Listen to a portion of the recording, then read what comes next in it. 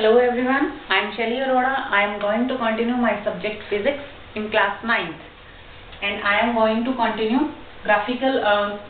the topic graphical representation of motion. कल हमने पढ़ा था बच्चे डिस्टेंस टाइम ग्राफ, आज हम पढ़ने वाले हैं velocity time graph. Velocity time graph. Graph की सेंटेंस में हम जब बात करते हैं तो स्पीड और वेलोसिटी को हम सेम ही मानते हैं ग्राफ की सेंटेंस में, ठीक है, स्पीड और वेलोसिटी को. और मोस्टली जो है हम वेलोसिटी की बात करते हैं, स्पीड को हम स्पीड की नहीं वेलोसिटी की बात करते हैं, और दोनों सेम ही चीज को लेके चलते हैं, ठीक है. और अब हम बात कर रहे हैं इसके जो केसेस हैं. फर्स्ट पे जब यूनिफॉर्म वेलोसिटी से मूव कर रहा है, velocity time graph for an object moving with uniform velocity. Velocity time graph, या मैं शॉर्ट में लिख दूं इसे VT graph. VT graph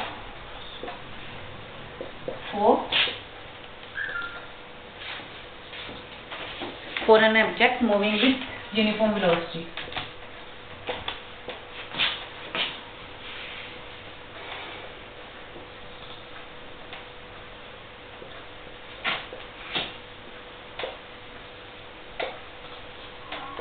uniform velocity से अगर ऑब्जेक्ट मूव कर रहा है, यूनिफॉर्म मतलब सेम, ठीक है. अब वेलोसिटी टाइम में बना रहे हैं तो यहाँ पे टाइम और ये वेलोसिटी.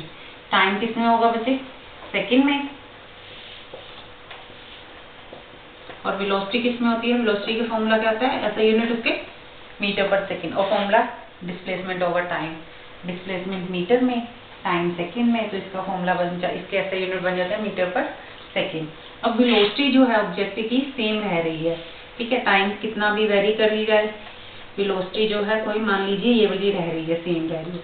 तो इसके अगर पॉइंट लगाए हम 1 सेकंड पे, ये वेलोसिटी 2 पे भी सेम, 3 पे भी सेम, 4 पे भी, 5 पे भी 6. ये क्या है? सेम वेलोसिटी से अगर ऑब्जेक्ट मूव कर रहा है तो कैसा ग्राफ आ गया बच्चे? ये पैरेलल टू टाइम एक्सिस, ठीक है. ऐसी लाइन आई है, एक ऐसी लाइन आई है that is parallel to time axis. Second case जो है इसका करते हैं हम. सेकंड केस है इसका velocity time graph for uniformly accelerated motion when initially the object is at rest, ठीक है. मतलब सेकंड क्या है? Velocity time graph when object is uniformly accelerated. ये यूनिफॉर्म वेलोसिटी से मूव कर रहा था, ये यूनिफॉर्म एक्सेलरेटेड है, मतलब हम उसकी स्पीड में इंक्रीज कर रहे हैं, एक्सेलरेशन दे रहे हैं ऑब्जेक्ट को, ठीक है. वो एक्सेलरेटेड मोशन में आ जाता है when object is uniformly accelerated.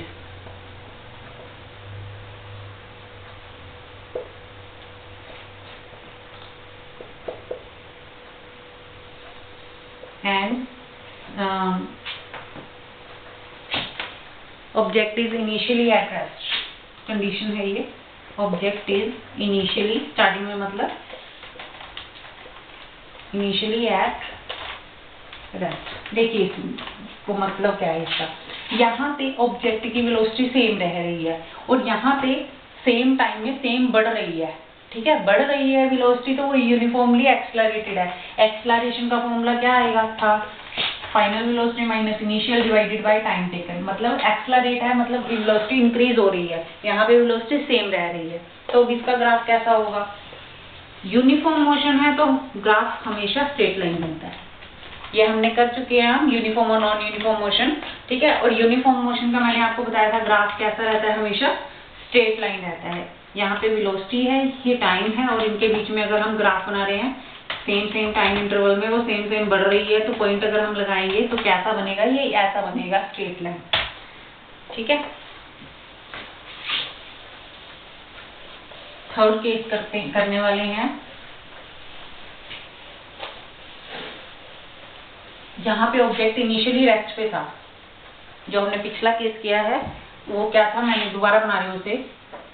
ये आपका 0 पॉइंट था, ये x, ये y, ठीक है. ये टाइम और ये वेलोसिटी. इनिशियली वो रेस्ट पे था, तो यहाँ पे से स्टार्ट करते हैं ग्राफ को, और यूनिफॉर्मली मूव करता है ऑब्जेक्ट, तो कैसा करता है?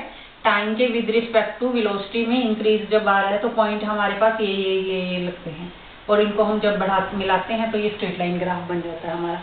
ठीक है, यहाँ पे ये कंडीशन स्टार्टिंग पे इनिशियली ऑब्जेक्ट रेस्ट पे है।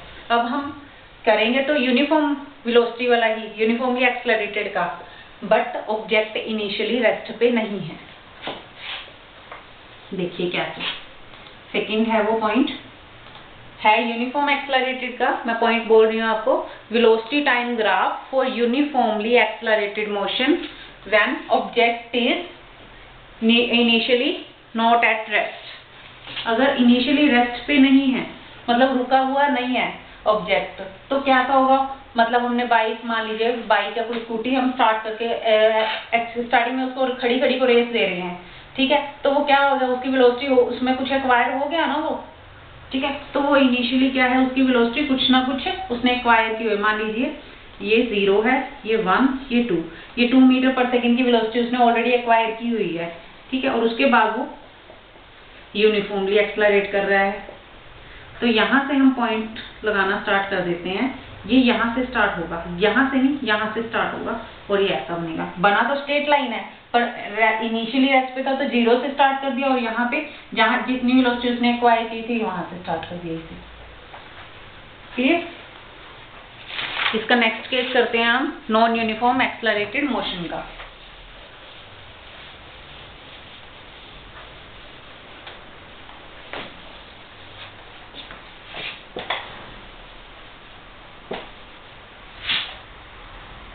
Non uniform accelerated motion. अब नॉन यूनिफॉर्म है बच्चे, तो नॉन यूनिफॉर्म का ग्राफ कैसा बनता है, इसके भी आगे 3 केसेस आ जाते हैं।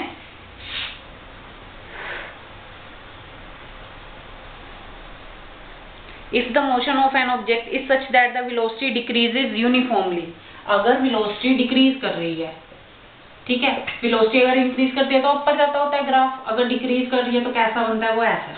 आपको इतना ही लर्न करना है कि अगर ऑब्जेक्ट की वेलोसिटी डिक्रीज कर रही है, कि यहाँ पे लिख सकते हैं हम साथ में, when velocity of object is decreasing. ठीक है, नेक्स्ट है when an object moving with constant retardation and its initial velocity is not 0। यहाँ पे क्या है, इनिशियली उसकी वेलोसिटी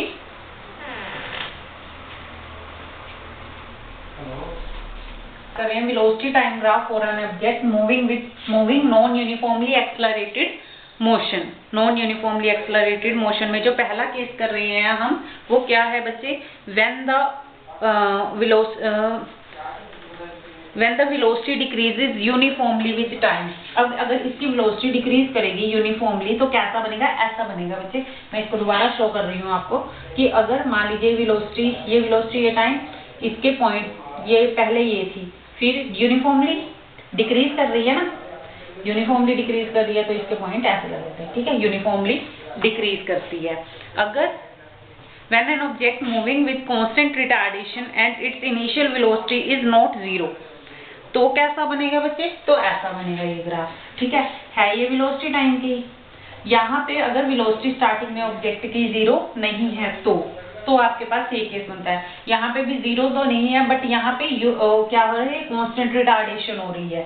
कांस्टेंट रिटार्डेशन हो रही है मतलब उसकी वेलोसिटी डिक्रीज कर रही है with respect to time. Uniformly मतलब विद रिस्पेक्ट टू टाइम वो यूनिफॉर्मली डिक्रीज कर रही है, जितनी 1 2 3 4 अगर हम ये पॉइंट लगा लें, यूनिफॉर्मली डिक्रीज कर रही है उसकी वेलोसिटी। मान लीजिए यहाँ पे 50 है, यहाँ 40 30, ये पॉइंट लगा दिया, और जब हम इसको मिलाते हैं तो हमारे पास ये ग्राफ आता है। और यहाँ पे ये ऐसा है कि ये स्टार्टिंग में अगर इसकी नॉन जीरो है तो ये कहीं से भी मिड में हम स्टार्ट करेंगे इसके पॉइंट लगा के, और ये मतलब नॉन जीरो है स्टार्टिंग में, तो यहाँ पे कुछ मान लीजिए इस सेकंड पे, इसने 2 सेकंड पे इसकी वेलोसिटी इतनी थी और उसके बाद वो घटना शुरू हो रही है, तो ये ऐसा होगा। एक लास्ट करते हैं हम, जब वेलोसिटी क्या है ऑब्जेक्ट की, when an object is moving with non-uniform variation of velocity. Non uniform variation मतलब कभी इंक्रीज कर रही है कभी डिक्रीज कर रही है, नॉन यूनिफॉर्म मोशन में है, नॉन यूनिफॉर्म है तो कैसे मान लीजिए स्टार्टिंग में इंक्रीज होगी फिर डिक्रीज कर दी फिर इंक्रीज कर दी फिर डिक्रीज, ऐसी अगर जा रही है तो ये नॉन यूनिफॉर्म हो गया। मैं दोबारा एक्सप्लेन कर रही हूँ वेलोसिटी टाइम ग्राफ को। देखिए अगर यहाँ पे क्या है, ऑब्जेक्ट आपका स्टार्टिंग में कुछ वेलोसिटी इसने एक्वायर की हुई है और ये कांस्टेंट रिटार्डेशन में जा रही है तो ये बनेगी, ठीक है। और अगर इनिशियली उसने कुछ नॉन जीरो है, उसकी वेलोसिटी कुछ एक्वायर की हुई है, उसके बाद रिटार्डेशन हो रही है तो भी ये बनेगी उसकी। और यहाँ पे नॉन यूनिफॉर्म एक्सेलरेशन है, ठीक है। नॉन यूनिफॉर्म में मतलब वो कैसा भी जिगजैग बन जाता है। I think it's enough for today. Thank you, have a nice day.